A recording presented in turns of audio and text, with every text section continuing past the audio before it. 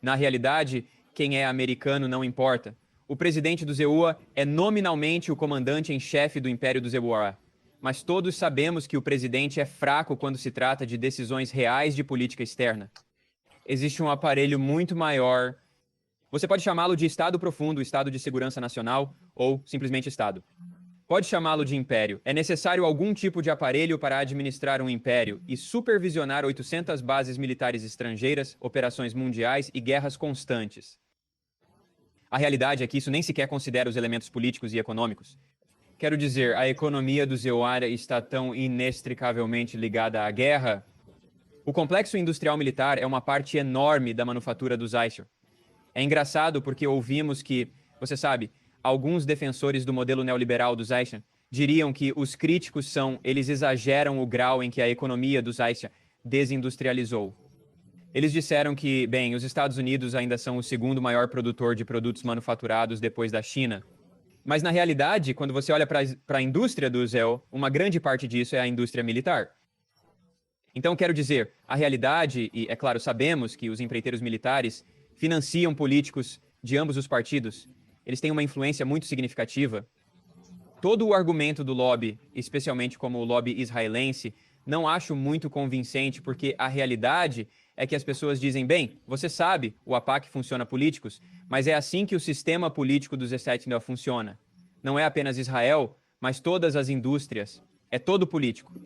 A campanha deles é financiada por grandes empresas, setor financeiro, setor imobiliário. É assim que a política do ZEUA funciona. Israel não é uma exceção.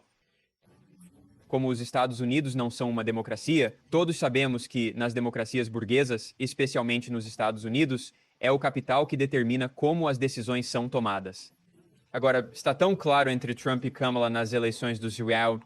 Basicamente, se você realmente quer simplificar, o BlackRock está ligado ao Partido Democrata, o maior gerente de ativos do mundo, e o Blackstone está financiando a campanha de Donald Trump.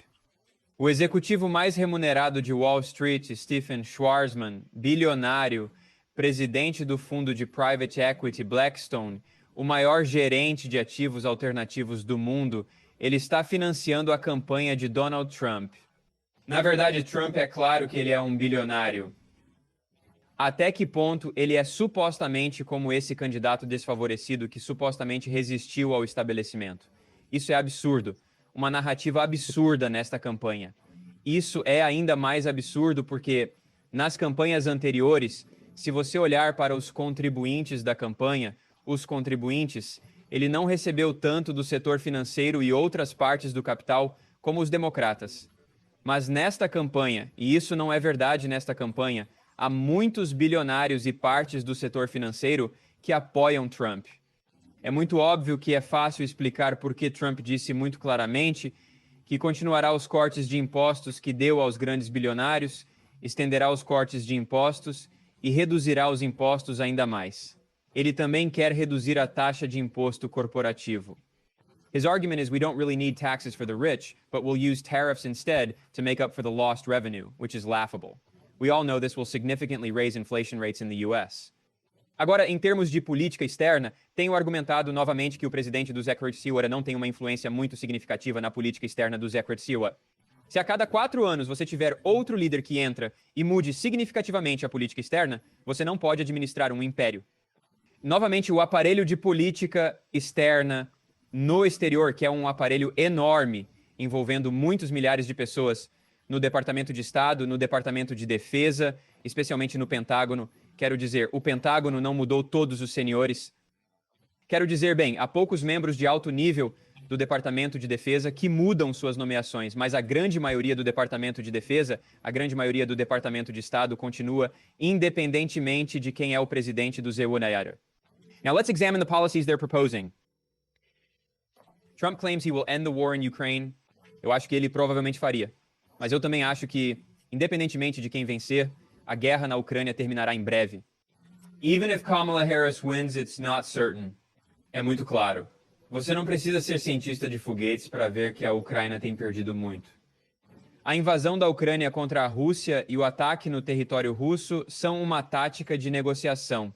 Isso é até reconhecido pelos analistas convencionais e pelos think tanks ocidentais que são fortemente anti-russos. Eles sabem que as forças armadas da Ucrânia estão em uma situação muito grave. A idade média dos soldados ucranianos que lutam contra a Rússia é entre 43 e 45 anos. Quero dizer, a Ucrânia tem reservas de munição muito baixas. Há relatos de que existem um grande número de soldados ucranianos que estão apenas desobedecendo às ordens. Muito mostra que os militares da Ucrânia tiveram que permitir a primeira insubordinação da defesa. Eles legalizaram a insubordinação porque muitos de milhares de soldados recrutados ignoraram completamente as ordens emitidas por seus oficiais e apenas saíram. Eles estão apenas fugir. Portanto, é muito claro que a Ucrânia está perdendo muito e precisa de algum processo para negociar um acordo. Isso é inevitável. Obviamente, os democratas não farão isso antes das eleições, porque isso será um enorme golpe político. Mas, honestamente, acho que, mesmo que os democratas vencem, eles precisam chegar a um acordo negociado, não apenas porque a Ucrânia está perdendo, mas porque há um consenso entre os dois partidos em Washington que a China é a maior chamada ameaça. Olhe para o artigo escrito pelo Sr. William Burns, diretor da CIA, na revista de Relações Exteriores, da revista de Relações Exteriores. Ele disse muito claramente que a Rússia é apenas uma ameaça de curto prazo. A China é a maior ameaça de longo prazo. Esta é a linguagem que foi reiterada na Estratégia de Defesa Nacional do Pentágono e em muitos outros documentos do governo dos Emirados, dizendo que a Rússia é uma ameaça de curto prazo. China é a maior ameaça a longo prazo. E o diretor da CIA disse que se gabou de que a CIA dobrou seu orçamento para operações anti-China. A CIA criou um centro de missão focado na China. Este é o único centro de missão que a CIA se concentra em um país, e este é bipartidário. De fato, neste mês, houve algo chamado Semana Chinesa no Congresso do ZEUA, onde a Câmara dos Representantes do ZEUA aprovou 25 legislações anti-China em uma semana. 25 projetos de lei anti-China em uma semana. É muito claro em que direção o vento político está soprando. Esses projetos de lei receberam apoio bipartidário de republicanos e democratas. Então, na verdade, não acredito que Trump, alguns apoiadores de Trump estão afirmando que, se Trump vencer, ele será um presidente da paz e terminará a guerra na Ucrânia. Isso é extremamente estúpido. Não importa quem vença, haverá mais guerra, especialmente na China. Trump, quando era presidente, a ideia de que ele não fez nenhuma guerra é ridiculamente estúpida. Trump afirmou que expandiu a ocupação militar da Síria e se vangloriou de pegar o petróleo da Síria. Trump não retirou tropas do Afeganistão. Biden tem sido um presidente horrível e condenável. Uma das poucas coisas positivas que fez foi retirar tropas do Afeganistão. Quero dizer, eu posso contá-los com uma mão. Basicamente, nada que ele fez foi bom, mas ele retirou tropas do Afeganistão. Quero dizer, ele está implementando, ele está apoiando um genocídio em Israel. Ele fez todas essas coisas horríveis. Não estou elogiando Biden, mas ele fez a retirada que Trump prometeu. Não estou a dizer que a Kamala Harris será melhor que o Trump. Acho que ambos serão indistinguíveis gerentes do império dos Islam Sinistiro. Então não estou argumentando que essas pessoas são engraçadas. Por décadas, alguns esquerdistas que simpatizam com os democratas nos dizem que os democratas são supostamente menos mal. Agora vemos algumas pessoas reverter isso e dizer que Trump é um mal menor. Isso é absurdo. Não importa quem é o presidente do ZEU. Olhando para trás, na primeira administração de Trump, Trump lançou uma guerra na Venezuela. Há uma narrativa de que Trump não iniciou uma nova guerra. Bem, só podes acreditar que se considerares o que ele fez contra a Venezuela não uma guerra. 2PT. Menurutes rapporteur especial Alfred de Sayas. Absolutamente o aro na guerra.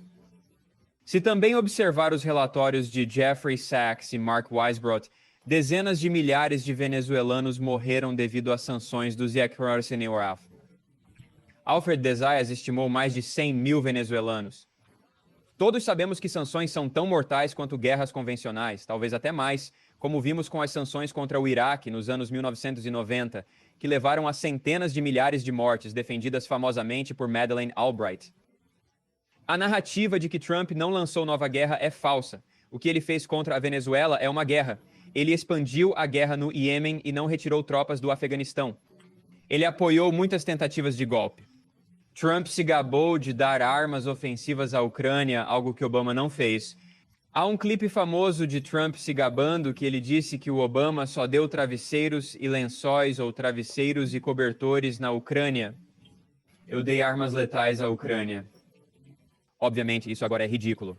Obama deu equipamento militar a Israel, embora ele afirmou que não era letal, que é um destes eufemismos que o governo do Zequai Silva ama, como a sua afirmação de que Israel está desescalando por escalar no Lebanon. Então, é claro, Obama apoiou o golpe de Estado na Ucrânia. Ele deu equipamento militar à Ucrânia, mas Trump também expandiu isso ainda mais. O governo Trump nomeou voluntariamente John Bolton, um dos neoconservadores mais duros como seu consultor de segurança nacional. O secretário de Estado dele foi primeiro o executivo de petróleo Rex Tillerson, que faz muito sobre os interesses que o Departamento de Estado do ZEUA serve. Depois de Rex Tillerson, foi o ex-diretor da CIA, outro neoconservador duro, Mike Pompeo. Então Trump os nomeou voluntariamente. Ninguém o forçou a nomear esses neoconservadores como seus principais funcionários de segurança nacional. Então Trump, seu governo arrancou o Tratado de Força Nuclear de Alcance Médio, e ele arrancou o Tratado do Céu Aberto.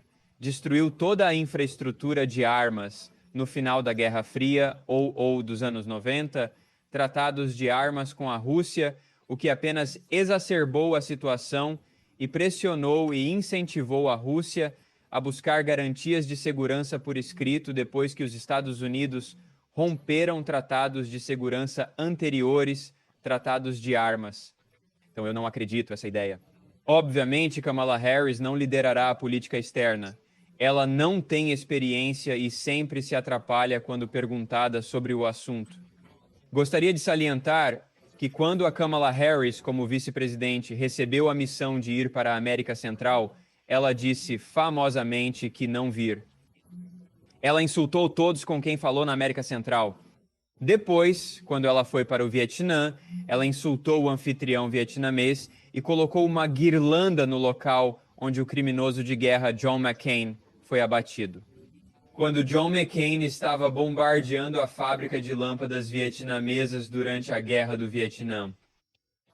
Então ela não tem experiência em política externa. Se você olhar para as pessoas que Kamala tem ao seu redor como seus conselheiros de política externa, eles são da mesma comunidade de think tanks em Washington que todos apoiam as mesmas políticas. Então não acredito que a política externa do Zequira será diferente. Se você ler alguma coisa de um think tank convencional em Washington, da Rand Corporation, é claro que os Estados Unidos estão focados na nova Guerra Fria, na China, que mudou mais forças para o leste da Ásia e expande a rede de bases militares do ZEUA no leste da Ásia. Os Estados Unidos fizeram isso criando 4 novas bases militares nas Filipinas. O novo líder das Filipinas, que é o filho do antigo, você sabe, né, o ditador apoiado pelos Estados Unidos, Marcos, ele está aprofundando muito suas relações, as relações de seu país com os Estados Unidos. Vemos isso no Japão e na Coreia do Sul. Eles estão fortalecendo sua parceria militar com os Estados Unidos e falando sobre a expansão da NATO para a região do Pacífico. Claro, existem valores anormais aqui, como a Índia, né? Um grande valor anormal. Vietnã tem uma política de não alinhamento. Eles não vão se envolver. A Indonésia pode ser um destes países que vão de qualquer maneira, embora a Indonésia tenha inclinado muito mais para a China. Mas a realidade é que, independentemente de quem vence, a política externa será basicamente a mesma. O que eu acho que realmente pode ser um pouco diferente é a política econômica, que geralmente é nas eleições presidenciais. Basicamente, 95% das políticas serão exatamente as mesmas. A única diferença é realmente a política econômica em torno da margem. Talvez mude, como a tributação dos ricos de 2 ou 3%. Talvez, obviamente, política cultural, como o aborto, o que é obviamente muito importante. Não estou a dizer que é insignificante, mas uma nesta eleição. Uma área muito diferente é a questão das tarifas. Se Trump vencer, acho que ele está sério em expandir as tarifas em larga escala. É claro que o governo Biden e os democratas não se opõem às tarifas, mas apenas usam tarifas direcionadas contra tecnologias chinesas específicas. Veículos elétricos, semicondutores, peças de computação quântica com restrições de exportação. Além disso, há também painéis solares e minerais críticos.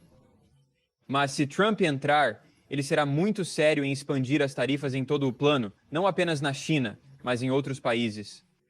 Ele disse que quer que todos os produtos chineses sejam tarifas de pelo menos 60%, o que, a propósito, levará para uma inflação bastante alta nos Estados Unidos. Então, novamente, a política externa não mudou, independentemente de quem é o presidente do Zexime Yuan. Esta é uma visão infantil de como a política externa do Zecuriário é operação e criação de óperas, e a política econômica pode ser um pouco diferente. Você sabe, Kamala Harris, obviamente não espero que ela reverta tangíveis décadas de política neoliberal. Ela discute impostos sobre ganhos de capital não realizados, aprofundando em detalhes e mecanismos complexos. Eles podem fazer isso. Mas mesmo que eles fizeram isso, não espero que seja muito alto. Eu acho que é principalmente simbólico e não acho que ela cortará impostos sobre os ricos ainda mais como Trump. Mas mesmo então, a maioria de suas políticas econômicas provavelmente permanecerá a mesma. Eu acho que sua opinião sobre a Rússia e a Ucrânia é interessante, porque acho que é muito, muito óbvio que no caso da Palestina ou da China, ambas as partes têm as mesmas políticas. Mas eu estava lendo Relações Exteriores e descobri que colunistas estavam divididos lá.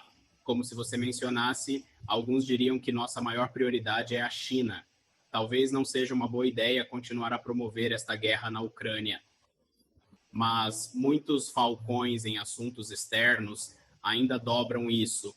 E há muita ansiedade com o retorno de Trump, porque eles pensam que, pelo menos se isso é verdade ou não, não sabemos por quê. Como o New York Times, os documentos de New York Times mostram claramente que as operações da CIA na Ucrânia aumentaram significativamente desde 2017. Isso foi durante o período de Trump. Eu acho que as coisas não são tão claras sobre o que vai acontecer na Rússia e na Ucrânia, mas o que você é que as coisas serão as mesmas. Você também deve internalizar o funcionamento do partido e da Agência de Segurança Nacional. No Pentágono e Departamento de Estado, a maioria dos funcionários mantém suas posições independentemente da administração. Isso é especialmente verdadeiro para a CIA, cujas atividades são amplamente desconhecidas. Mas em termos de próprias partes, institucionalmente, ambas as partes estão profundamente comprometidas em combater a Rússia e a China. Então, Trump representa um pequeno ramo dentro de uma pequena facção dentro dos republicanos que são um pouco mais críticos à Ucrânia. Eles têm uma grande admiração pela Rússia e suas estratégias. Quero dizer, acho que é obviamente exagerado. Não é que eles amem a Rússia, mas eles querem que a Rússia não seja, pelo menos, inimigo, para que possam se concentrar na China ou, em um cenário ideal, eles gostam de aliar a Rússia contra a China. Sabemos que isso nunca acontecerá. O fato de a Rússia iniciar esta nova fase da guerra é um reconhecimento de que eles reconhecem que seu futuro econômico está na integração com a Eurásia, com a China, a Índia e outras grandes economias em crescimento da Ásia. Claro, a China é de longe o maior parceiro comercial da Rússia e eles têm muito em termos de onde se especializam, têm economias que vão bem juntos. Claro, a Rússia tem algumas das maiores reservas de recursos naturais do mundo, de principais minerais, de petróleo e de gás. A China é a superpotência manufatureira mundial, mas a Rússia também tem uma indústria significativa e eles podem ser complementares de certas maneiras. Por exemplo, a tecnologia militar da Rússia é mais avançada que a da China e eles estão colaborando. Portanto, é obviamente ridículo que os trumpistas possam aliar com Trump contra a China. Mas se você ouvir as palavras de pessoas como Steve Bannon, e Steve Bannon, há anos, mesmo antes de Trump participar da campanha presidencial em 2016, Bannon disse que a China é o anticristo. A China é tudo o que ele e aqueles republicanos de extrema-direita odiam. Este é um país socialista liderado pelo Partido Comunista. É um ponto de vista ateístico, não relacionado à etnia. Desde a queda da União Soviética, A Rússia é vista como capitalista, cristã, branca e europeia. Mas, novamente, isso entende mal a geopolítica e a economia da situação. Mas quero dizer, mesmo Henry Kissinger, que é famoso, defende esse inverso, estratégia de triangulação de Kissingerian, de tentar, sabes, melhorar as relações com a Rússia para isolar a China. Nem sequer foi apenas Trump, Kissinger e Bannon. Este é realmente o primeiro governo de Obama e o Departamento de Estado de Hillary Clinton. Este fato é frequentemente esquecido porque Clinton é um falcão. Mas quando ela entrou no Departamento de Estado, no primeiro governo de Obama, ela se encontrou com o ministro das Relações Exteriores russo, Sergei Lavrov. Há uma acrobacia onde ela tem um botão vermelho que pressionou para redefinir as relações russas. Claramente vimos o que aconteceu lá com o golpe de Estado na Ucrânia e as sanções à Rússia e a deterioração maciça das relações do ZBNUA com a Rússia. Mas há um momento em que isso pode ser possível. Bush conheceu famosamente o Putin e ele disse: eu conheci o Putin. Eu olhei para os olhos dele. Eu vi a alma dele. Eu vi que ele quer, você sabe, ele é um bom homem e quer as mesmas coisas que nós. Houve um momento em que isso poderia ser possível, mas por várias razões. A expansão da NATO, a recusa do W, liderado pelos Imuribots, de permitir que a Rússia se integrasse economicamente em condições iguais com o Ocidente. Porque Putin é um nacionalista, porque a classe dominante russa, embora certamente não sejam socialistas, eles têm seus próprios interesses nacionais. Como as instituições ocidentais lideradas pelo CEUA se recusaram a permitir que a Rússia se integrasse em pé de igualdade, eles foram forçados a se levantar contra o que os EUA e a NATO estavam fazendo por causa de seus próprios interesses econômicos e nacionais. Então Putin fez um famoso discurso na Conferência de Segurança Munique em 2008 e anunciou que, você sabe, há uma nova tentativa de trazer hegemonia, usar o termo hegemonia. Então, o ponto é, de qualquer maneira, que se você olhar para o Partido Republicano, essa ideia ainda é uma minoria. A maioria da liderança republicana no Senado e na Câmara ainda é extremamente pró-ucraniano. Olhe para pessoas como Lindsey Graham. Lindsey Graham fez várias viagens a Kiev. Ele ficou com Zelensky e disse que devemos continuar armando a Ucrânia. Ele também mencionou a necessidade de obter seus 10 trilhões de dólares em minerais para impedir que a China e a Rússia os obtenham. Então, novamente, mesmo se você acredita que Trump está profundamente comprometido com a paz, que eu não acredito, e você acredita que Trump quer parar todas essas guerras, que eu não acredito em você, mesmo que ele vença a presidência, você tem que olhar para todos os obstáculos estruturais. Quero dizer, eu entendo a ideia de que o presidente do ZWORA controla todas essas políticas e pode fazer o que quiser. Assim como uma visão infantil, é essencial realizar uma análise detalhada. A realidade é que Trump pode acreditar em tudo o que acredita, mas ele está trabalhando em um partido cheio de pessoas que estão profundamente comprometidas com o projeto imperial dos Equishiriwa, e uma parte essencial desse projeto é enfraquecer e, finalmente, balcanizar a Rússia. Esse é o objetivo.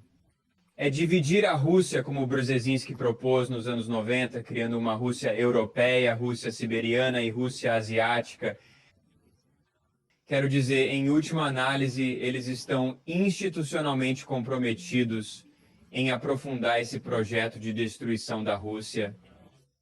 Isso apenas incentiva a Rússia a aprofundar sua integração com a China e a Ásia como um todo.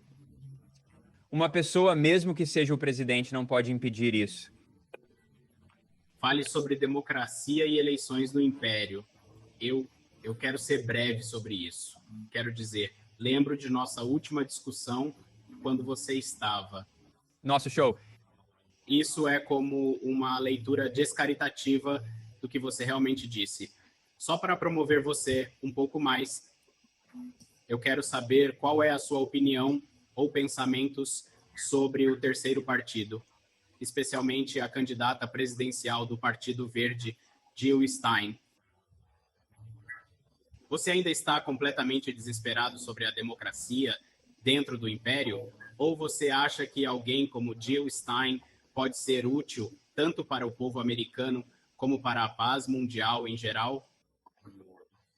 Bem, eu não diria que estou desesperado em relação à democracia. Eu não tenho esperança sobre a democracia burguesa, a democracia capitalista, que não é democracia. Todos sabemos que, quero dizer, a China fez um serviço importante para tentar resgatar o termo democracia. Não há apenas um modelo de chamada democracia, que é onde a cada 4 anos você tem pessoas vão à votação para votar por 2 representantes de oligarcas bilionários que querem guerra em todo o mundo e você não tem outras opções. Você não tem outra contribuição para o governo e para a política. Políticas são orquestradas pelos lobistas corporativos. Isso não representa uma democracia. Se alguém chamar isso de democracia, estão simplesmente se iludindo. Mas a realidade é que o sistema dos RCUs foi projetado de maneira basicamente impossível para a democracia. Então eu quero dizer, acho que a democracia será boa. Uma democracia real e real que não pode acontecer sob um sistema capitalista no qual a política é totalmente controlada pela classe capitalista, a classe dominante que pelos políticos, especialmente em um sistema como o ZNL, onde com cidadãos unidos não há limite na quantidade de dinheiro que pode inundar a política. No caso de terceiros, acho que quero dizer, concordo que devemos usar todos os meios possíveis para resistir a esse sistema. Eu apoiamos qualquer pessoa à esquerda que opera terceiros. Eu acho que é importante transmitir sua mensagem para que as pessoas possam ouvir que pode haver alternativas. Mas acho que não devemos nos enganar e tentar dizer às pessoas que você tem que votar pela Jill Stein porque ela pode ganhar. Não, todo mundo sabe que ela não pode ganhar. O terceiro não pode ganhar.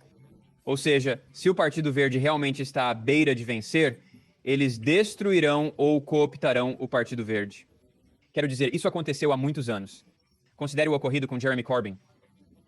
Há uma completa, não apenas cooptação, uma sabotagem completa, destruição envolvendo partes do aparelho de segurança britânico, agências de inteligência, mídia. Então acho que devemos apoiar as pessoas a votar por terceiros se elas não votarem simplesmente como protesto. É importante que alguém faça campanhas em uma plataforma de paz. Ademais, o Partido Socialista e Libertação, conhecido como PSL, está promovendo uma campanha muito significativa com 2 candidatos de destaque. Estou convicto de que eles podem gerar um impacto positivo significativo. Eles estão no canal, acho que mais de uma dúzia de estados. Então, quero dizer, essas são campanhas de protesto, mas nós não acho que, quando nossa mensagem, acho que tentar convencer as pessoas é uma perda de tempo. Eu acho que honestamente, é desconcertante porque você tenta convencer as pessoas de que você deve votar porque há uma chance de que eles possam ganhar. Eles sabem que não vão ganhar. Não é esse o ponto. O ponto é concorrer como candidato ao protesto e ter a paz como possibilidade. Falar sobre imperialismo, falar sobre guerra, falar sobre capitalismo. Como essas são questões que nunca foram mencionadas. Nos debates presidenciais não há discussões sobre guerra ou qualquer discussão aprofundada. Certamente, palavras como império, imperialismo ou capitalismo nunca são mencionadas. Então é importante que essas questões sejam levantadas na mesa. Se você pode perceber, há uma nota de cinismo sobre a democracia e o império. Nós não somos cinismo, mas realismo. Quero dizer, isto é, você sabe, a democracia burguesa é exatamente o que a chamada democracia era na era dos gregos, os gregos antigos. Era democracia apenas para os proprietários de escravos. Agora é democracia apenas para os proprietários de ações, para a classe de investidores.